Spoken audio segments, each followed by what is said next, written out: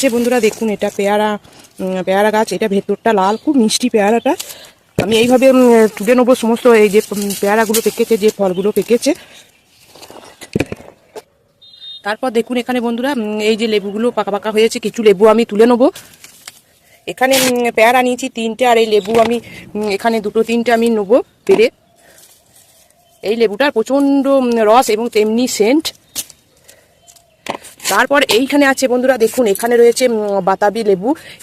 এই বাতাবি লেবুটা বেশ বড় পাড়া এবং বেশ পাকা হয়ে গিয়েছে, দেখতেই পাচ্ছেন। এটা আমি তুলে নেবো এবার। আপনারা নিশ্চয়ই আপনাদের ছাদ বাগানে এরকম 2-1টা ফল গাছ লাগিয়েছেন, আর যদি না লাগিয়ে থাকেন অবশ্যই তাহলে 2-1টা ফল গাছ লাগান। খুব অল্প পরিচর্যায় এই ফলগুলো হয়। বাগানে যে কোনো ফল তুলে সকালবেলা খেতে তার আনন্দই আলাদা। দেখুন বন্ধুরা আমি দেখাচ্ছি। দেখুন এখানে এই বাতাবি লেবুটা তুলে নিলাম। এই বাতাবি